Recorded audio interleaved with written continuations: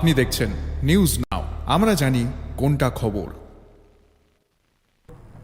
11তম জাতীয় হ্যান্ডলুম দিবস উপলক্ষে হস্তচালিত তাঁত নারী ক্ষমতায়ন জাতির ক্ষমতায়ন শীর্ষ কর্মশালা আয়োজন করা হয় বৃহস্পতিবার। প্রজ্ঞা ভবনে আয়োজিত এই কর্মশালায় উপস্থিত ছিলেন মন্ত্রী বিকাশ দেববর্মা। হস্ত তাঁত শিল্পের বিকাশে বিশেষ উদ্যোগ গ্রহণ করেছে রাজ্য সরকার। হস্ত তাঁত শিল্পের বিকাশের মাধ্যমে গ্রামীণ অর্থনীতি, বিশেষ করে মহিলাদের ক্ষমতায়নের উদ্যোগ নেওয়া হয়েছে বলে এদিন জানিয়েছেন মন্ত্রী বিকাশ দেববর্মা।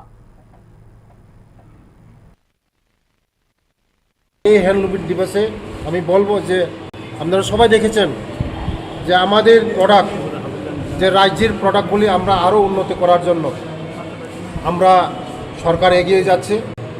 এবং যদি সাধারণ আমাদের গ্রামে যদি আমরা সাধারণ মানুষকে যদি আমরা ডেভেলপমেন্ট না করতে পারি, ত্রিপুরা কোনো দিন ডেভেলপমেন্ট হবে না।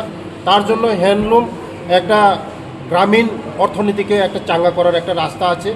আপনারা সবাই জানেন যারা তাঁতি, বেশিরভাগ আমাদের গ্রামের লোকেরাই তাঁতি সঙ্গে জড়িত, আমাদের হ্যান্ডলুমের সঙ্গে জড়িত।